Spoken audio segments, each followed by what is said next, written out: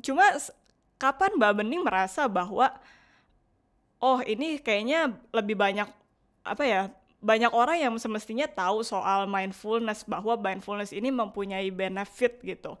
Kapan Mbak Bening berpikir seperti itu, dan menurut Mbak Bening benefit apa aja sih yang bisa dibawa atau diberikan mindfulness kepada masyarakat? Oke, iya, Vina.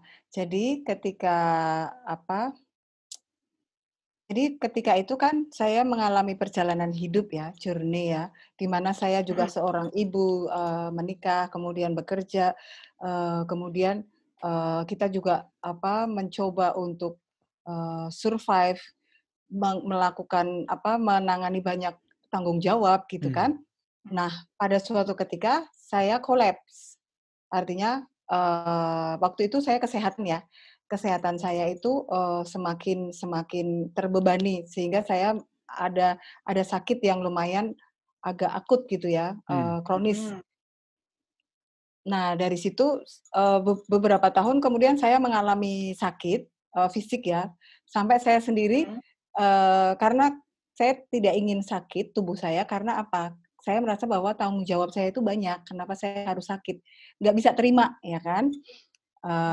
Cuman dan kemudian juga banyak keinginan, semakin ke sini itu bukan keinginan-keinginan tuh mereda, tapi keinginan itu kayak menjadi liar. Hmm. Ya, kalau tadinya kan hanya mengamati pikiran kan. Hmm. Nah, kalau sudah menjadi keinginan artinya menjadi ada energinya kan. Hmm. Ingin ini, ingin itu. Nah, kalau kalau hanya pikiran saja kita mungkin masih bisa mengamati ya, tapi kalau sudah berupa keinginan kayak, ingin anak-anak pinter, ingin, bekerjanya juga, karirnya cepat, terus ingin, tetap, dalam kondisi mapan, ingin itu, nah sampai pada suatu ketika kesehatan saya memburuk, nah akhirnya, saya memilih untuk menyepi, tahun berapa itu, tahun 2010 ya, Hmm. menyepi, keluar, melepaskan semua, pekerjaan saya lepaskan, keluarga saya lepaskan, bahkan pindah negara ya, Hmm. untuk, mendiskonek, "Apa sih kamu tuh maunya?" Gitu Hmm. kan. Dan Hmm. kenapa kok semakin ke sininya semakin berat gitu. Hmm. Nah itu saya lepaskan dulu nih attachment-nya. Hmm. Jadi sebenarnya tanggung jawab setiap orang tuh kan banyak ya. Saya percaya teman-teman milenial pun juga banyak tanggung jawabnya. Cuman kadang kita ada terbebani dengan merasa bertanggung jawab. Nah, rasa kayak ibaratnya sama-sama kita mikul karung beras 10 kilo nih. Hmm. Dipikul dengan nyanyi-nyanyi, dengan dipikul dengan, "Aduh ini berat banget ya, Hmm. aduh ini habis ini harus ditambah lagi 5 kilo ya, aduh ini belum lagi Ya. jalannya naik ya, aduh nanti belok lagi masih, lama aku harus berjalan." Nah, itulah yang harus dilepaskan. Ya. Jadi sama-sama memikul beras 10 kilo, kita lakukanlah dengan fun. Hmm. Nah, ketika saya menyepi, bukan menyepi ya, justru karena sebenarnya bukan menyepi ke gunung atau gimana ya, tapi saya melepaskan attachment nih satu-satu. Ternyata saya nggak kuat ya ini, saya lepaskan. Oh ya ternyata, eee, apa, bukan dilepaskan tanggung jawabnya, tapi dilepaskan perasaan terbebaninya. Ya. Karena kita kan tidak mungkin melepas tanggung jawab. Nah, dari situ kesehatan saya membaik. Hmm. Membaik, dan bahkan sampai sekarang itu saya bisa bilang alhamdulillah bisa prima. Hmm. Saya tidak perlu lagi obat-obatan, saya tidak perlu lagi rutin ke dokter atau ke rumah sakit, eee, dan saya bebas dari opnam. Saya dulu sering banget masuk rumah sakit Hmm. sampai opnam kan.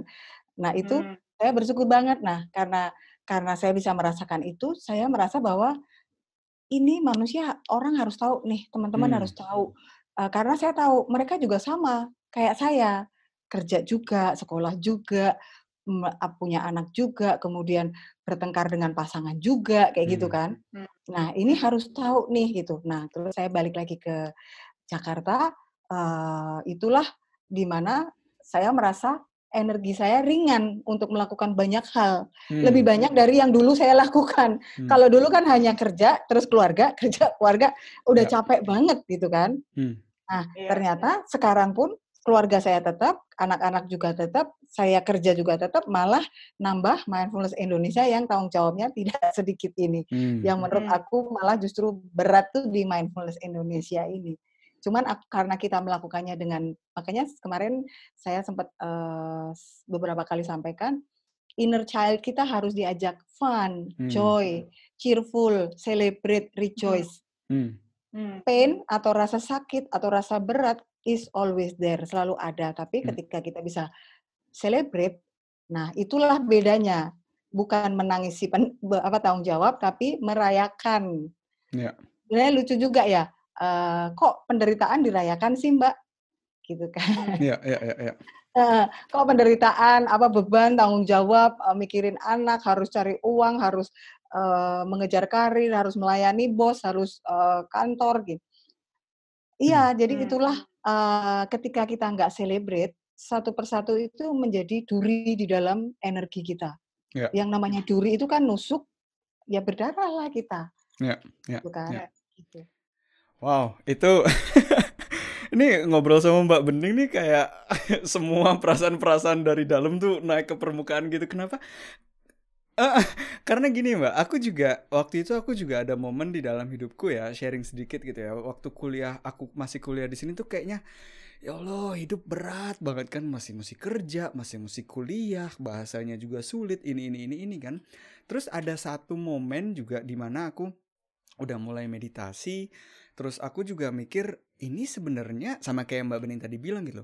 Ini mau gua nangis atau mau gua ketawa, gue tetap harus nulis ujian gitu loh. Jadi ya udah, kenapa nggak sekalian diketawain aja gitu loh, kenapa nggak sekalian dibikin enjoy aja gitu loh. Karena terus aku mulai nanya, apakah dengan gue complaining dan menangis dan apapun itu, apakah itu akan membuat nilainya menjadi lebih bagus? Ya kan nggak juga gitu loh. Jadi waktu itu tuh langsung ada klik gitu, oh iya bener juga gitu ya. Dan balik lagi ke compassion ke diri sendiri yang tadi Mbak Bening juga bilang gitu ya, itu juga sedikit eye opening juga gitu loh buat aku. Karena selalu aku juga kadang mikir gitu, oh aku pengen memberikan sebuah efek positif untuk orang-orang di sekitar aku atau untuk masyarakat, mungkin dengan Vina bikin Asa Diri dan kawan-kawan lainnya gitu ya. Tapi yang terkadang aku lupa tuh justru dengan kasih sayang ke diri sendiri itu dulu gitu loh, bahwa